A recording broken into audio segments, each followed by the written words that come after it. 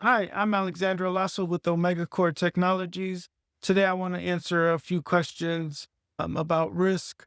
Most organizations assume their security is good enough. So, where are things actually going wrong? In most cases, it's not the technology that's failing, it's how it's used day to day. Risk usually comes from inconsistency, not broken systems. Organizations invest in the right tools and assume that means they're secure, but there's often no clear definition of what secure behavior actually looks like. So on the surface, everything seems fine. Underneath, people are working in different ways, making judgment calls. And once inconsistency appears, risk starts to build. What does that actually look like in a real organization? Most of the time, it looks like an environment that works, which is why it gets missed. Systems are in place, people can do their jobs, nothing feels obviously broken, but a closer look and patterns emerge. Personal devices are used without clear rules, passwords get reused or shared, access is granted, rarely reviewed. Mobile phones are relied on for authentication without being treated as part of security. None of those are major on their own. Together, they create inconsistency, and that's where control breaks down. Where does something like SIM cloning fit into this, and why is it becoming such a concern? So, SIM cloning isn't really a new tech issue, it's an assumption issue. If someone takes control of your phone number, they receive calls, messages, and authentication codes meant for your employee.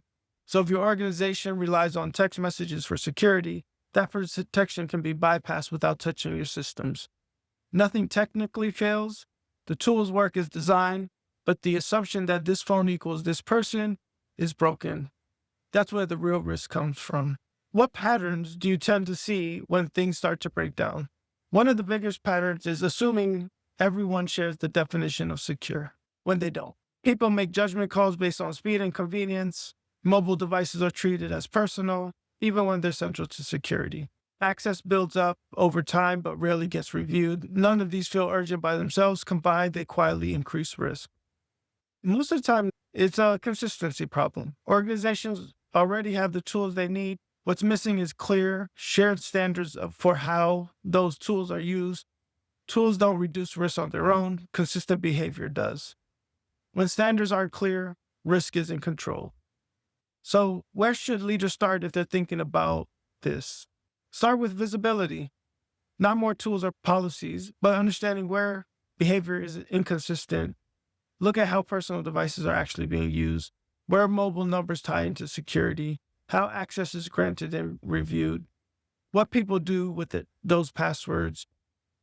Clarity comes from reality, not assumption, and clarity is what creates consistency. What if someone isn't sure how consistent their environment actually is right now? If you're unsure, that's usually where the risk is. Most leaders don't see the gaps until they're made visible. That's why we created the Employee Security Risk Assessment. It gives you a clear view on inconsistencies across your devices, access, and everyday behavior, including personal phones. It takes only a few minutes, but shows you exactly where your biggest risks are and what to prioritize next.